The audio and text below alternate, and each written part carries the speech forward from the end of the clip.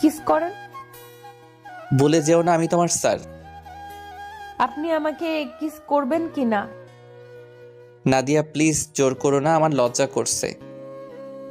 আজ আমাদের বাসর রাত, আমাদের বিয়ে হয়ে গিয়েছে। কিস করেন। আমি দুধ খাবো। দুধ খেতে দেব না। আমি দুধ খাবো। ঠান্ডা দুধ খাওয়া যাবে না, ওয়েট গরম করে নিয়ে আসি। তাড়াতাড়ি এসো। এই নাও দুধ খাও। ধন্যবাদ নাদিয়া। আপনাকে ধন্যবাদ দিতে হবে না, কিস করতে বলেছি। কাছে এসো সোনা। কিস করতে বলেছি, বুকে হাত দিচ্ছ কেন? তুমি তো আমার বউ, আর আজ আমাদের বাসর রাত, তোমাকে মন ভরে আদর করব।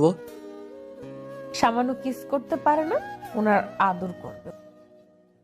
দেখবা আমি পারি কি। আস্তে শোনো, আমার ঠোঁট জ্বলছে। চুপ, কোনো কথা হবে না। আজ তোমাকে সারা রাত আদর করব। নাদিয়া আমার ছাত্রী। আজকে পড়ানোর সময় দেখি তার বইয়ের ভাঁজে রঙিন একটা চিরকুট লেখা। বড্ড বেশি ভালোবাসি স্যার। আমি তো রীতিমতো অবাক হবার চরম পর্যায়ে। তবে এমন কিছু একটা আগেই ভেবেছিলাম। কিছুদিন ধরে নাদিয়ার আচরণ একটু অস্বাভাবিক মনে হতো। চিরকুটটা নিজের কাছে রেখে স্বাভাবিকভাবে পড়ানো শেষ করলাম। তারপর নির্দিষ্ট সময় শেষে যখন ওর রুম থেকে বের হচ্ছিলাম, তখন নাদিয়া বলল, স্যার কিছু বললেন না? কোন বিষয়? আপনাকে যে চিরকুট দিলাম। সেখানে তো কোনো উত্তর দেবার মতো কিছু পেলাম না। তুমি তোমার নিজের কিছু কথা লিখে দিয়েছ। সব সময় সব জিনিসের উত্তর হয় না। কিন্তু আমার তো উত্তর চাই। অপেক্ষা করো, পেয়ে যাবে। আমি আর কথা না বাড়িয়ে বাসা থেকে বেরিয়ে পড়লাম। এটাই হয়তো আমার শেষ যাওয়া, আর এই বাড়িতে পা রাখা যাবে না। সদ্য বেড়ে ওঠা নাদিয়ার আচরণ প্রশ্রয় দেওয়া যায় না। নাদিয়াদের বাসা থেকে বেরিয়ে আমি সরাসরি আঙ্কেলের অফিসে চলে এলাম। আঙ্কেল আমাকে দেখে খানিকটা অবাক হয়েছে নিশ্চয়ই, কেননা এখনও মাস শেষ হয়নি। মাস শেষে টিউশনির বেতনটা আঙ্কেলের অফিসে এসে আমাকে নিতে হয়। প্রতি মাসের 1 তারিখ টিউশনি শেষ করে অফিসে যাবার নিয়ম সেই শুরু থেকে। কি ব্যাপার আফসান, কেমন আছো? আলহামদুলিল্লাহ আঙ্কেল, আপনি কেমন আছেন? এই তো চলছে। আমি একটা কথা বলতে এসেছি আঙ্কেল। বলো। আমি নাদিয়াকে আর পড়াতে পারবো না, তাই ওর জন্য নতুন শিক্ষক রাখার ব্যবস্থা করেন। চাকরি হয়ে গেছে? না আঙ্কেল, অন্য কারণ। আমাকে বলা যাবে? আঙ্কেল, নাদিয়া আমাকে প্রপোজ করেছে। সে হয়তো আমাকে পছন্দ করে ফেলেছে, তাই আমি চাই না এটা আর সামনে বাড়ুক। বুঝলাম। আমাকে ভুল বুঝবেন না। আমি চাই নাদিয়া অনেক বড় হোক। নাদিয়া বেশ মেধাবী, তার মতো ছাত্রী আমি কখনো পাইনি। তাই তার সেই মেধাকে আমি প্রেমের ফাঁদে ফেলতে চাই না। তুমি তার থেকে আলাদা হলে সে কি স্বাভাবিক থাকবে বলে মনে হয়? নাদিয়া সবেমাত্র ইন্টারমিডিয়েটে পড়ে, এটা তার ভুল করার সময়। আপনি আজকে বাসায় গিয়ে তাকে যথেষ্ট বোঝাবেন, তাকে আমার কথা বলবেন। কি বলবো? বলবেন যে আমি বলেছি তাকে ভালো করে পড়াশোনা করতে হবে। ইন্টারমিডিয়েট পাশ করে দেশের ভালো কোনো ভার্সিটিতে তাকে ভর্তি হতে হবে। যদি সে পারে তাহলে একদিন আমি তার সামনে আসব। তার সফলতা একদিন আমাকে তার কাছে নিয়ে আসবে। সত্যি সত্যি যদি সে অপেক্ষা করে? করবে না। সময়ের সঙ্গে সঙ্গে সমাজ, মানুষ, প্রকৃতি সব কিছু বদলে যায়। 2-1 বছর গেলে সে এমনিতেই আমাকে ভুলে যাবে। ঠিক আছে, আমি তাই বলবো। আজকে থেকে আপনি একটু বেশি সময় দিবেন তাকে। তবে আমাকে প্রপোজ করার জন্য তাকে মোটেই বকাবকি করার দরকার নেই। তাকে ভালোবাসা দিয়ে বোঝাবেন, সে বুঝতে পারবে। চা খাবে? না আঙ্কেল। একটা প্রশ্ন করি। জি আঙ্কেল, করেন। নাদিয়া আমার একমাত্র সন্তান, যথেষ্ট মেধাবী শিক্ষার্থী, সেটা তুমি নিজে স্বীকার করছো। হ্যাঁ, সত্যি বলছি। সৌন্দর্যের দিক থেকেও নাদিয়া কিন্তু কোনো অংশে কম নয়, তাই না রাফসান? জি, এটাও সত্যি। নাদিয়া অনেক সুন্দরী। একটা মেয়ের এতগুলো ভালো দিক থাকার পরও সে নিজে থেকে তোমাকে প্রপোজ করেছে, কিন্তু তুমি তাকে গ্রহণ না করে রিজেক্ট করে কেন এড়িয়ে যেতে চাইছো? নাদিয়াকে তোমার পছন্দ নয়, তাই না? আঙ্কেল, আমি একটা মেয়েকে ভালোবাসি, অনেক বেশি সেই ভালোবাসা। তাই আমার কাছে পৃথিবীতে সে ছাড়া আর কাউকে ভালোবাসা সম্ভব নয়। সে মেয়ে কি করে? পড়াশোনা? আমার চেয়ে 1 বছরের জুনিয়র ছিল। গত 3 মাস আগে তার বিয়ে হয়ে গেছে। মানে? জি, পরিবার থেকে ভালো পাত্র পেয়ে তাকে বিয়ে দিয়েছে। চাইলে পালিয়ে বিয়ে করতে পারতাম, কিন্তু সে আমি দুজনের কেউ সেটা চাইনি। এটা মাঝে মাঝে অফিসে এসো, দেখা করে যেও। কথা দিতে পারছি না, তবে আপনার দাওয়াত আমার স্মরণ থাকবে। এটাই আঙ্কেলের সঙ্গে আমার শেষ দেখা। রাত 10টার মতো বেজে গেল, তবুও মেসে ফিরে যেতে ইচ্ছে করছে না। 2 মাসের বাসা ভাড়া বাকি হয়ে গেছে। গত মাসে যেদিন আঙ্কেলের অফিস থেকে টাকা নিয়ে বের হলাম, তার ঠিক 3-4 ঘন্টার মধ্যে পকেট ফাঁকা করে রাজধানীর কোনো এক পকেটমার তার পকেট ভারী করেছে।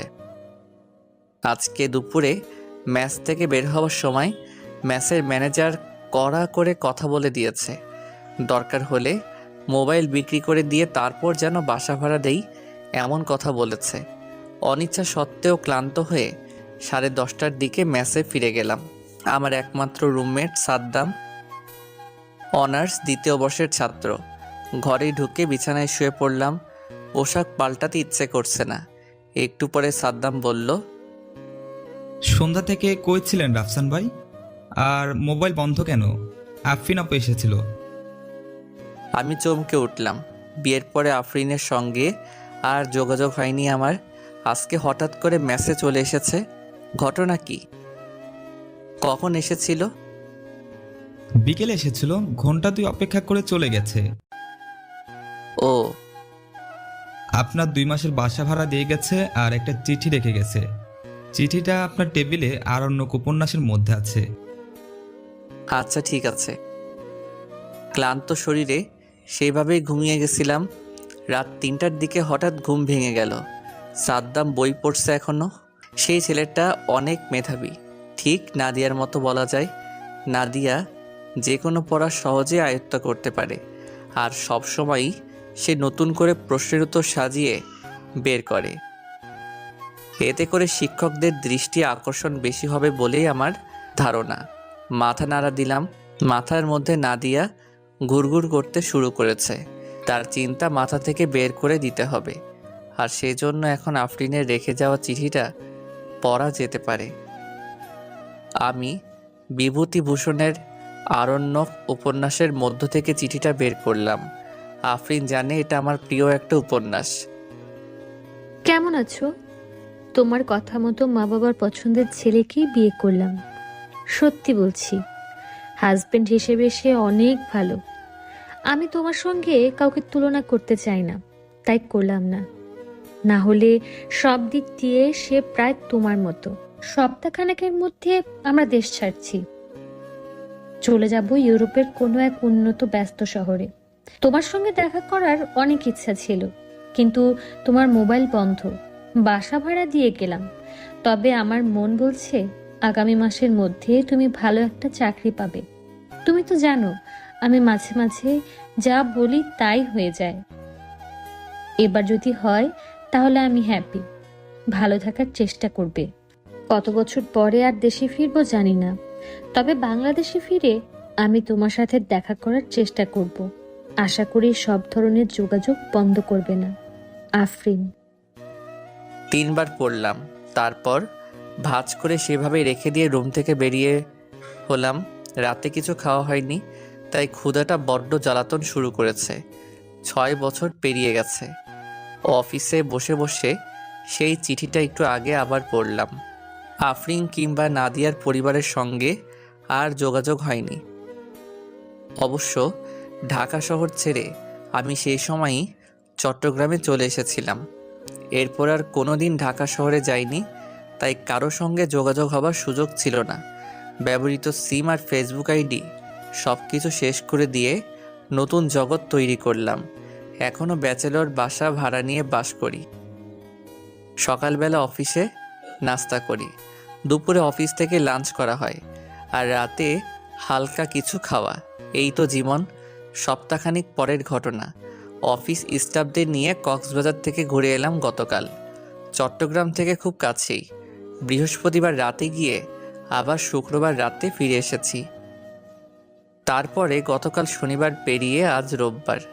রিসিপশন থেকে কল দিয়ে বলল আমার সঙ্গে একটা মেয়ে দেখা করতে এসেছে। নাম জিজ্ঞেস করতে এসে বলল মেয়েটার নাম নাদিয়া। আমি চমকে গেলাম। সরাসরি নিজেই ওয়েটিং রুমের মধ্যে গিয়ে দেখি সোফায় কালো শাড়ি পরে বসে আছে এক তরুণী। মেয়েটা সেই নাদিয়া, এটা চিনতে একটু ভুল হলো না। আমাকে দেখে সে নিজেও তাকিয়ে আছে। আমি নাদিয়াকে নিয়ে অফিস থেকে বের হলাম। আগ্রাবাদের কাছে একটা পার্ক আছে, সেখানে চলে গেলাম দুজনেই। এর মধ্যে আমাদের কোনো কথা হলো না। পার্কে গিয়ে আমি প্রথম জিজ্ঞেস করলাম, বাদাম খাবে? কেমন আছো? ভালো। আপনি কেমন আছেন স্যার? আমিও ভালো আছি। এতদিন পরে কিভাবে খুঁজে পেলে আমাকে সরাসরি অফিসে? আপনি কি বিরক্ত হয়েছেন? না, তবে অবাক হয়েছি। আমি ধরেই নিয়েছি আমাদের আর কোনোদিন দেখা হবে না। আঙ্কেল আন্টি কেমন আছে? তারাও ভালো আছে। কিভাবে জানলে আমি এই অফিসে চাকরি করি? আপনারা দুদিন আগে কক্সবাজার গিয়েছেন তাই না? হ্যাঁ। আপনারা যে গ্রুপের সঙ্গে গেছেন সেই গ্রুপের সঙ্গে আমি বেশ কয়েকবার ভ্রমণ করেছি, সাজেক, বান্দরবন, রাঙামাটি, এমনকি কক্সবাজারও। তাই ওই গ্রুপের সঙ্গে আমার অ্যাড আছে। কক্সবাজারে তোলা আপনাদের সবার কিছু গ্রুপ পিকচার সেই গ্রুপের মধ্যে আপলোড করা হয়েছে। আমি প্রথমে সেখানেই দেখেছি আপনাকে। এই কয়েক বছরে খুব বেশি পরিবর্তন হয়নি আপনার। বুঝলাম। ওদের সঙ্গে অনেকবার ভ্রমণ করার কারণে তাদের সঙ্গে হালকা কথাবার্তা পরিচয় ছিল, তাই সেখানে জিজ্ঞেস করলাম। তারপর তারা বলল আপনারা একই অফিসের স্টাফ। এত কষ্ট করে খোঁজার কি দরকার ছিল? নাদিয়া এবার আমার চোখের দিকে তাকিয়ে রইল বেশ কিছুক্ষণ, তারপর বলল, দরকার নেই তাই না স্যার? না মানে, এতদিনে তোমার বিয়ের সংসার সব হবার কথা। পরিবার থেকে নিশ্চয়ই ভালো কোনো ছেলে দেখে বিয়ে দিয়েছে। যেখানে পরিবার নেই সেখানে আমার বিয়ে? মানে? আপনি চলে আসার পরে 3 মাসের মধ্যে বাবা মার ডিভোর্স হয়ে যায়। দোষটা সম্পূর্ণ বাবা করেছেন, সেই কারণে মাও তাড়াহুড়ো করে আলাদা হবার সিদ্ধান্ত নেয়। অবিশ্বাস্য। ডিভোর্সের পরে আমি বাবার সঙ্গে ছিলাম, আর মা চলে গেল মামার বাসায়। এরপর বাবা হুট করে আবার বিয়ে করেন। আমি আর সেই বাসায় থাকার মতো স্বস্তি পাচ্ছিলাম না। মামার বাসায় যাবার কোনো ইচ্ছা ছিল না, তাই এক প্রকার বাধ্য হয়ে মেসে উঠতে হলো। তারপর? চিন্তা করতে পারেন, বাবা মা সবাই আছে কিন্তু আমি কাউকে পাইনি। বাবা মাসে মাসে টাকা দিতেন, তবে আমিও এর মধ্যে টিউশনি খুঁজতে শুরু করি। তখন কি ইন্টারমিডিয়েট পরীক্ষা শেষ? হ্যাঁ, ভার্সিটি অ্যাডমিশন নেব এরকম মুহূর্ত। চান্স পেলে কোথায়? ইডেন মহিলা কলেজ। আন্টি এখন কোথায়? মাও বিয়ে করে নিয়েছে, কি করবে বলেন? এত কিছু হয়ে গেল? সদ্য ভার্সিটিতে ওঠা একটা মেয়ের মা বাবার ডিভোর্স হয়ে যায়, তারপর তারা দুজনেই যদি আলাদা আলাদা বিয়ে করে, তাহলে সেই মেয়ের মানসিক অবস্থা কেমন হতে পারে স্যার? আমি এমনটা আশা করিনি। এরপর থেকে সব সময় ঘোরাফেরা করতাম, সুযোগ পেলেই যে কোনো গ্রুপের সঙ্গে ট্যুরে অংশ নিতাম। নতুন সংসারে গিয়ে মা নিজেও আমাকে কিছু টাকা দিতেন, আর বাবা তো আগে থেকেই, তাই আর টিউশনই করতে হতো না। এক সময় যে নাদিয়াকে আপনি পড়াতেন, সেই নাদিয়া নিজেও বেশ কিছুদিন টিউশনি করিয়েছে। পড়াশোনা তো এখনো শেষ হয়নি। না, আপনি চলে এসেছেন 6 বছর হয়ে গেছে। বছর খানিক চলে গেছে এইচএসসি পাশ করে, আর বাকি 5টা বছর ভার্সিটিতে। নতুন করে কাউকে ভালো লাগেনি? একজনকেই ভালো করে ভালোবাসতে পারলাম না, সেখানে আবার আরেকজন। আমি একজনকে ভালোবাসতাম জানো। আপনি চলে আসার পর আমি আপনার মেসে খুঁজে বের করেছিলাম। বাবা বলেছিলেন লাভ হবে না, কিন্তু মন মানতো না, তাই খুঁজতাম। আপনার রুমে যে ছেলেটা ছিল তার কাছে জানতে পারি আফরিন নামের একটা মেয়েকে ভালোবাসতেন।